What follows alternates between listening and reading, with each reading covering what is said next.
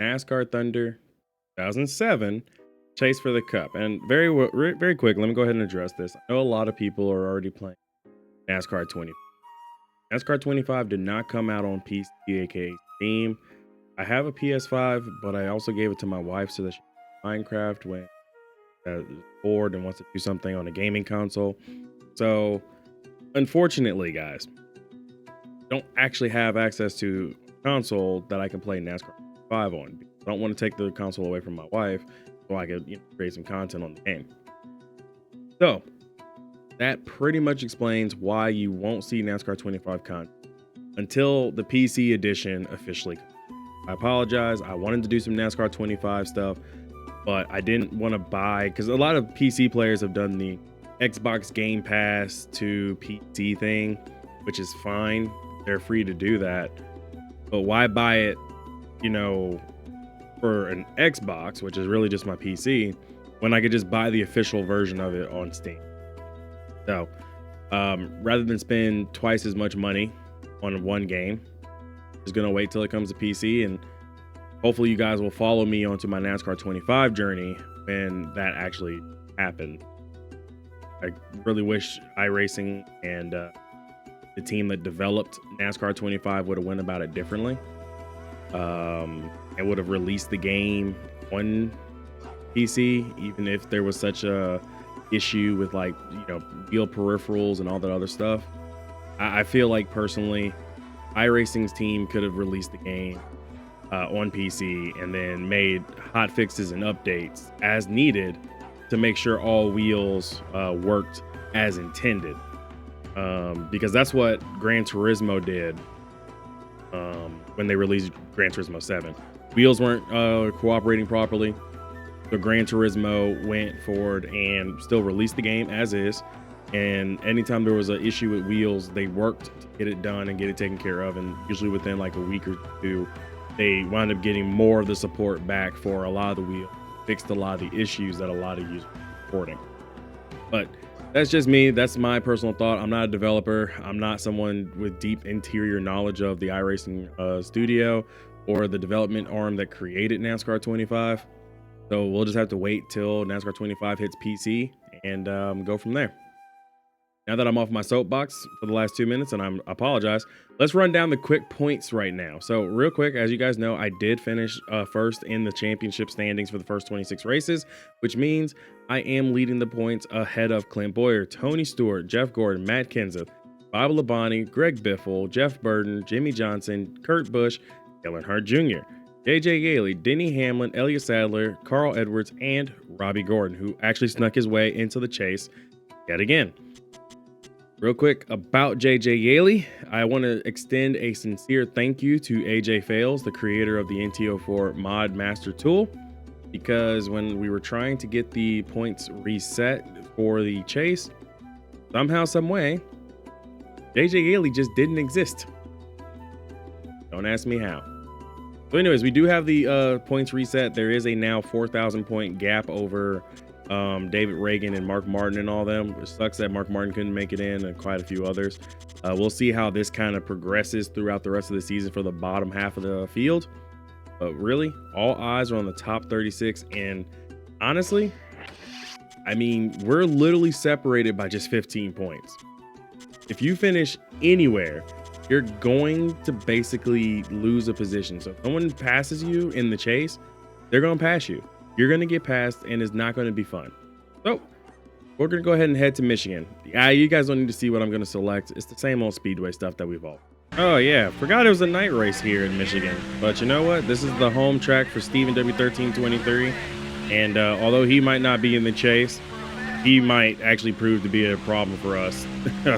Knowing how Steven is, and now that he's actually getting better with his car and with the team that he's on with Stuart Haas or Tony Stewart Racing, I feel like Steven might actually be the real underdog for this one.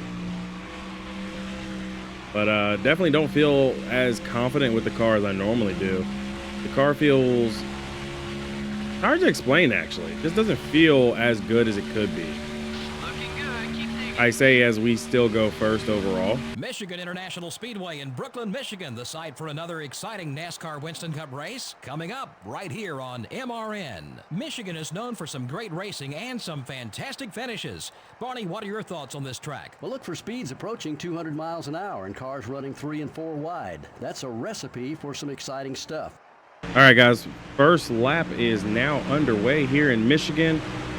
Goodyear sent out another bulletin just to remind teams to make sure they're very cognizant of what setups they're running for shocks, and that if any tires blow this time, it's all the team's faults. Literally. Following qualifying, I did make an adjustment to our engine package just to make sure, but it looks like, or to our gear ratio so we don't blow our engine down the straightaway. But definitely seems like today is going to be a very, very difficult race, because these guys were all over me, and now I'm beginning to pull away a little bit, but I'm enjoying it. So first and foremost, I definitely want to thank you guys who are still watching videos of NASCAR Thunder 04 at this time.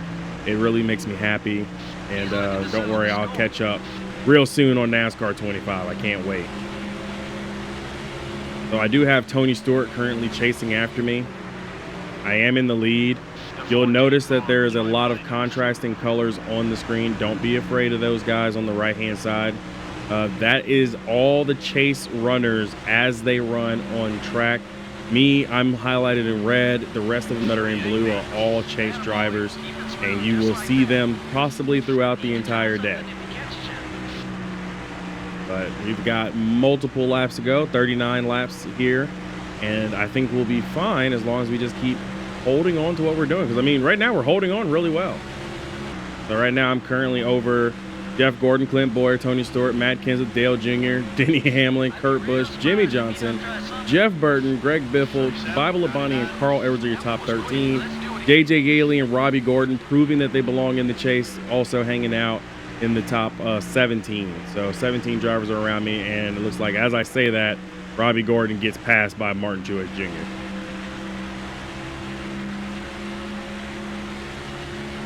If Jimmy can get up here, I'll let Jimmy lead a few laps or whatever have you, because I'm not saying I'm going to play the team game, but I am going to play the team game a bit. It doesn't feel like I'm making much of any gains on the guys behind me as well, by the way. It seems like they are really still sticking with me and dogging us really well. So I'll turn on intervals from this point on, so that we can actually see if the intervals are changing. I mean, clearly they're not going to change on that lap. I absolutely went into turn 4 really horribly. But I mean, I am ahead, at least draft-wise, so I can possibly put some distance between me and Jeff Burton. I want to see more of those laps. Good job. Screaming into turn 1 at 211 miles an hour. Man, those were the days. I think the biggest surprise is the non-playoff drivers slowly beginning to infiltrate what was predominant leaderboard for the chase drivers. Way too many of us qualified way too well. Having to feather the throttle as the right rear tire is now beginning to wear out at normally higher than usual. Jimmy has made it past Tony Stewart, I think. Yes, he has. If he gets past his old car owner and boss, I will be so over the moon. The 24 car is looking low. Let's get a new lift for your tire. I went to aero block the 24 and wound up getting myself extremely loose. Got one eye. Still beside you. Got into Jeff Gordon a little bit. Okay. Try my best to stay out of Jimmy's way. He's drag racing Matt Kenseth. 3 wide. Hold that line. 39, 44. I couldn't lead that lap, but Jimmy definitely led that lap, and that's fine by me. We don't have the tires right now. 4 tires are now extremely worn. Clear. And because those tires are now wearing out, I'm actually beginning to get 4-wheel slides. Up another spot. The 14 car is still there. There's nothing I can do with me sliding like this. This is going to have to be a wedge adjustment. But I'm seeing some guys pitting way early than I anticipated. So Jimmy is running the C-Spec motor this time around, which is the only thing I can really think of as to why he's much faster. Is passing high. The 14 car is still there. We're down like a full round of wedge. I think honestly going down half a round or backing that back up by half a round will probably help us. I'm gonna have to pit this time. Oh, nope, yellow's out. Never mind. Guess I won't be pitting this time. Don't know what the caution is for, but we do have a yellow flag. I just need to maintain this position now over Steven W1323. But that means that Jimmy will get a free stop, and whoever's on pit road just got a free stop if they're able to beat Jimmy off of pit road. And it looks like about 3 of them were able to do so. This is huge for us. So it looks like it's the 8 car of Paul Menard, who I have no idea what happened to Paul Menard. I'm not even gonna lie to you guys. He went into the corner and it was almost like he just came to a complete stop all of a sudden. Either way it goes, he is in the top 17. Don't know what he did, but I'm assuming that he should be investigated for intentionally causing a caution. That's what I feel. He needs to be investigated. Try that man at the stake. So I noticed that Jimmy did not come down pit road, which is a little disappointing, but we are going to go up half a round of wedge. I say it's disappointing because I feel like Jimmy and Matt Kenseth are trying their best not to allow other drivers on the, on the lead or back into the lead lap.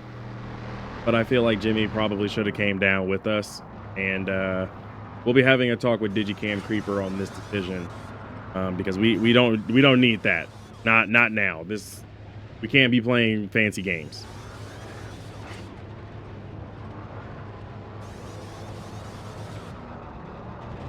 All right, here we go.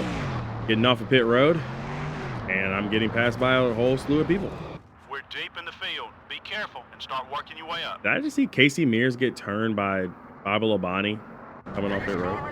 I say Jimmy stayed out, but I don't see him on my pylon anymore, which means I'm far enough back that I can't see him. Number 41 is still there. I rear end Ryan Newman because we checked up for some reason. Okay, we're clear. There's several cars that are going to be a lap down from the chase. Got one high. That really helps, but again, Jimmy not coming down pit road hurts We're in the top 10. because I feel like Jimmy had a better car, and pit strategy wise, he should have come down with everybody else. Clear on both sides. But I think Digi may have some kind of, unique idea here. So won't question Digicam too much. As our car is so much better now that we've gotten it tightened back up and got 4 freshies on it. We're now back up to second, but every car behind Jimmy Johnson, because that's Jimmy at the very head of this line, every car behind Jimmy is a lap down. Every single car. So every car I'm passing right now is trying their best to get back on the lead lap. And if I pass them all, they'll be still trapped a lap down. The 25 car is going high. Which includes second in points Clint Boyer, who gets into my door All clear, buddy. and slings me up against the wall. We got shuffled back to third. Keep digging. I love rivals. I love them. We're catching them, buddy. Stay with it. Clear. It was real classy by the 07 driver. If I get back to Clint Boyer, I'm probably going to ship him. I have to, because this man shipped me just a second ago, so I'm going to have to ship him. Cars leaving pit road ahead. Be careful. There goes Jimmy finally hitting pit road. Jeff Gordon trying to block for all his life because he knows that me getting past is not good. I'm contemplating if I want to ship the second place guy in points. Still there. Take it easy. Every part of me is saying 31 ship looking him right. just because I can. Isn't gonna let you by easily. The 07 car is down low. 38, 24. Yeah, I'm going to ship him.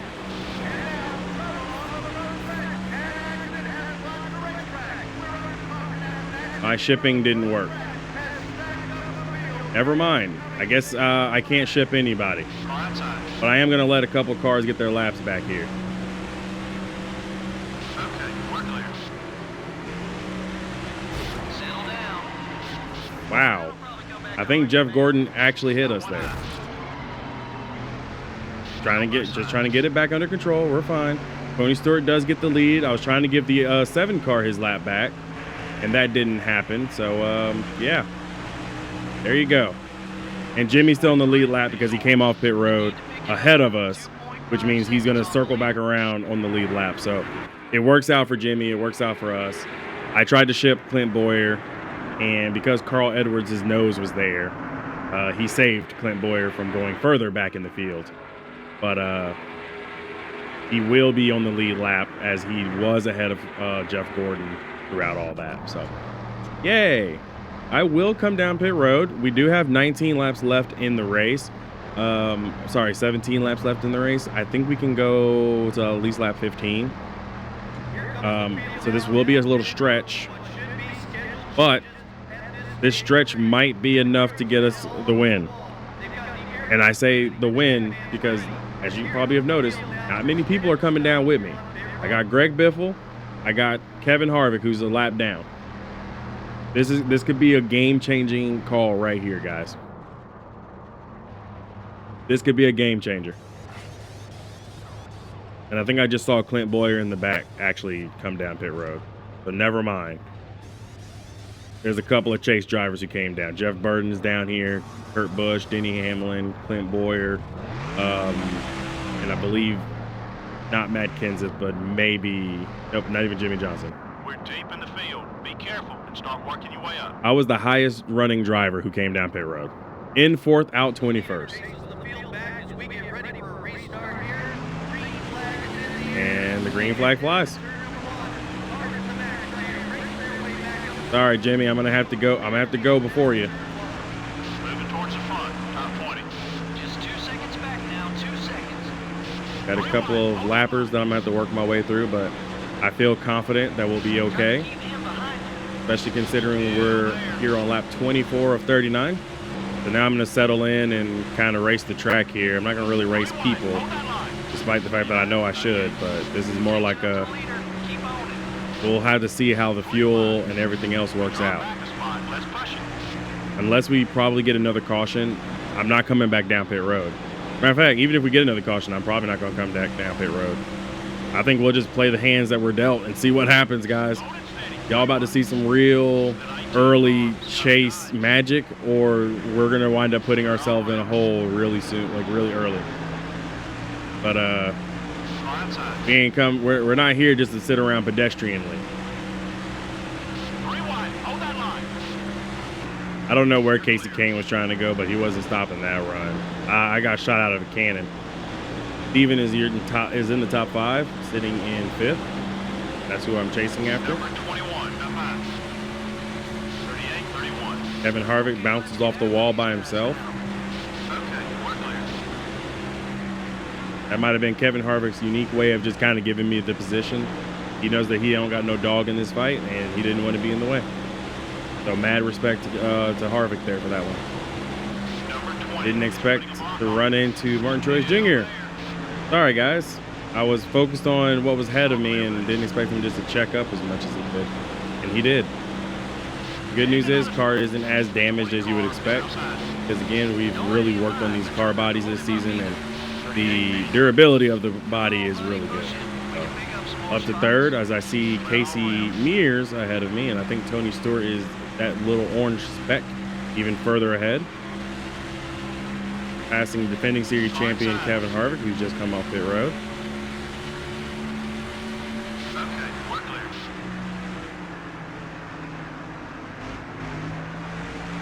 Wow. Car was actually really tight, and I almost went into the wall, so I'm running the extreme high line. It's got a run on you. Kevin Harvick on the inside. 38-33. Pause. Flying out there, buddy. Good job. 10 to go. The 19 car down low. This has been very enjoyable so far, y'all. Not even gonna lie. Clear on both sides. Harvick gets into my left rear quarter panel, but I did chop down on him. Steven W1323 coming off pit road, currently listed as 15th. About to be 16th if Kevin Harvick gets by him. Clear all around. Oh, wait, no. Harvick might be 2 laps down, actually.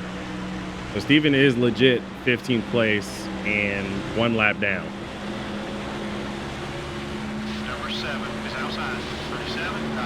Greg Biffle blows up right in front of me again. And that's not good for him because Greg Biffle is in the chase. And you can literally see Greg Biffle tumble off the running line on the right side of the screen. What a shame. So we're playing fuel mileage, guys. We're playing fuel mileage and just hoping that we're going to keep our hands and feet together because I see Tony Stewart. I see Jeff Gordon. I know Matt Kenseth is behind me. Clint Boyer's a little bit further back, and Jimmy is still out on track from what I can tell, still making laps and circulating. So, yeah. There goes Matt Kenseth. 17 car down low. He's going to tumble down the line. All clear, buddy. I got Joe in front of me in the 22. He's not too happy with Joe won a race this season.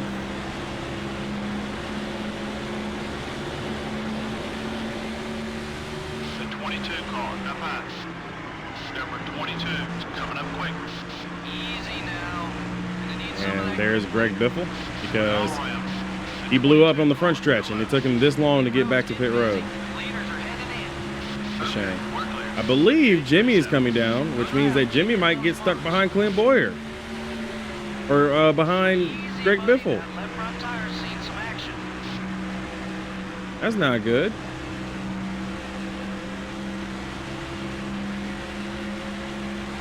Okay, so I'm not gonna lie.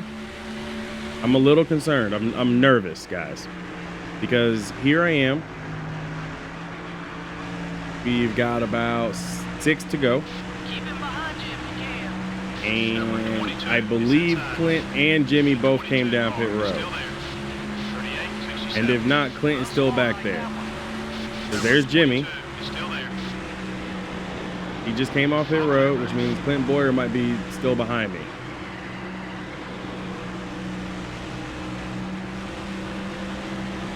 Don't push your fuel too far. Too bad, man. We kind of made our bed. We're gonna have to lay in it at this point. Best place for him is in your rear view mirror. The 20 car wants to get by you. All right, guys. This is going to be uninterrupted laps. You're just going to be looking at me be quiet from here on out.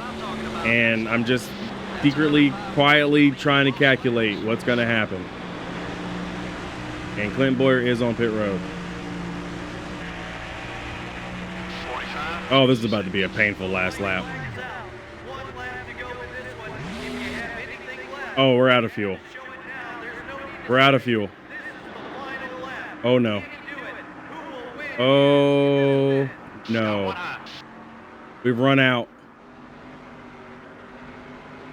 Well, gamble's got to be made. Gamble had to be made. It was a gamble. It was a gamble. I should have built up more speed on that lap. I don't even know if we're going to have enough to make it to the end. They sold every seat at this track, but nobody's using it. Checkered Nope. flag is in the air. The leader That's a race lost.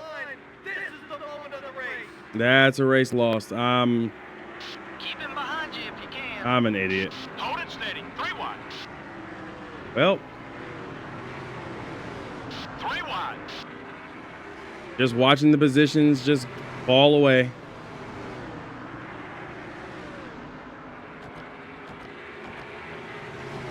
Hold that 17th. And can I go any lower? 18th, 19th, Not too bad. 19th.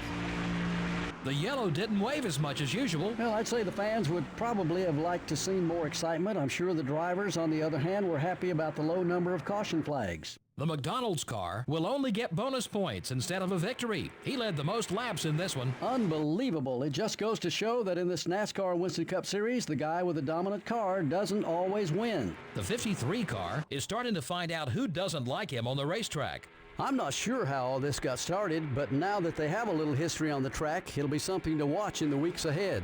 This has been NASCAR Winston Cup Racing, brought to you by EA Sports and MRN. We'll see you next week at Darlington. Well, rather than celebrate a win, we're celebrating nothing. Usually I try to find a silver lining. The silver lining is that if you leave it up to me to make the strategy call, you get what you get. I as I'm sitting here kind of replaying this in the back of my mind, if I would have started saving fuel when I realized that Tony Stewart and Jeff Gordon and them were ahead of me and I wasn't going to catch them, I should have started backing off sooner. Maybe a lap, maybe 3 laps, who knows? But if we would have backed off sooner, I probably would have actually had just enough to get onto the backstretch with a little bit more speed. I came off of turn 4 without a lot of speed, and for some reason, the last half gallon of fuel just evaporated like it was a Thanos snap. I can't believe that with myself. But anyways, Tony Stewart wins and has led 10 laps, which means he gets 5 bonus points. Jeff Gordon finishes second. Casey Mears third. Martin Truex Jr. finishes fourth. Stephen W1323. Hey, good job to Stephen for coming home fifth in his home track. Clint Boyer 6th, Ryan Newman 7th, Carl Edwards 8th, Denny Hamlin 9th, and Jimmy Johnson rounds out your top 10. I got Jimmy some laps led there, which allowed him to also get 5 bonus points, which is great. We had 2 caution flags for 6 laps. And 2 cautions for 6 laps. We did have 2 cautions. Did we? Yeah, we did. Had to think about that one, guys. Martin Truex, Matt Kenseth finishes 11th, Dale Jr. 12th, Bobby Labonte 13th, Casey Kane 14th, and Jeff Burton 15th. We come home 19th, but the good news is that we led a ton of laps. We were one of 3, or 5 different lead changes, but of 3 between 3 leaders, and we led the most. So we did get 35 points. Means we'll stay ahead a little bit, or at least not ahead. We will cushion the fall from grace there. There was a fall from grace there in the night to finish 19th, and we did pretty good to just kind of survive. Some guys got trapped a lap down early, which includes Joe, Kevin Harvick, Kyle Busch, Robbie Gordon, race driver, Juan Pablo Montoya, Jamie McMurray, Elliott Sadler, Reed Sorensen, Brian Vickers, David Strimmy, Mark Martin, Joe Nemechek, Scott Speed, Sterling Marlin, Casey Atwood, Marcus Ambrose. Of course, well documented, Greg Biffle had an issue, and apparently I didn't realize this or clock it, but Kurt Busch also had an issue and wound up falling out of the race on lap 25. So I believe we're going to see a couple of massive shifts amongst the chase field. Can't wait to get back home to see it. And well, fuel mileage definitely needs to be worked on. See you guys back in Atlanta. You know, as I sit back and think about it, by the way, Steven finishing 5th and Tony Stewart winning that race means that for the first time all season, Tony Stewart Racing finishes in the top, has both of their drivers finish in the top 5. So, milestone for Tony Stewart. Anyways, really don't want to look at the points, but I know you guys want to look at the points, so we'll look at the points. Tony Stewart is now your points leader, so for the first time in a long time, I'm off the top of the standings. Jeff Gordon 2nd, Clint Boyer down in 3rd, Jimmy, I'm in 4th, Jimmy moves up to 5th, Matt Kenseth 6th, Bobby Labonte 7th, Denny Hamlin 8th, Dale Jr. 9th, Jeff Burton 10th, Carl Edwards is 11th in the standings, JJ Yaley is 12th, where he's pretty much been at the start. Robbie Gordon is now 13th, so he did move up 3 spots. Elliott Sadler down to 14th, Greg Biffle down to 15th, and Kurt Busch literally only scored 1 point. 1 point. So you see how far down the line he fell? 1 point. Going into this race, Kurt Busch was much higher in the standings. Much higher. He had 4,991 points. Started with 5,000 for first, all the way and 1 point down after that. Kurt Busch is now 54 points from the lead, which means Busch now needs to actually put together some good races. Greg Biffle, Elliott Sadler, Robbie Gordon, they are more than 1 race ahead or behind on points. Actually, I'm wrong on that. Robbie Gordon can actually get ahead if he leads all the laps, and we all have problems. But he'll need to lead the most laps and finish first. Same with Elliott Sadler and Greg Biffle. That's how they can just chip into the deficit. Kurt Busch, on the other hand, is by 1 point more than 1 race behind. By 1 point.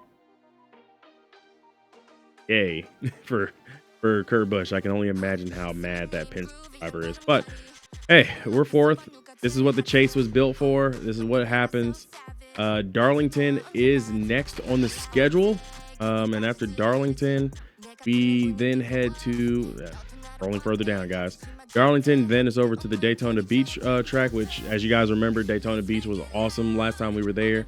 Then we go to Dover for the Delaware 400, Kansas. Then we head to some road courses to kind of wrap up the season before we end at Lowe's for the final race of the 2007 calendar. Make sure you hit that like and subscribe button. I'll see you guys next time. Make sure you guys join the channel membership. Let me know what you guys think of the new video formats, because I've been trying to do some new things for you guys. Anyways, I'll see you guys in the next episode. Be easy, everybody.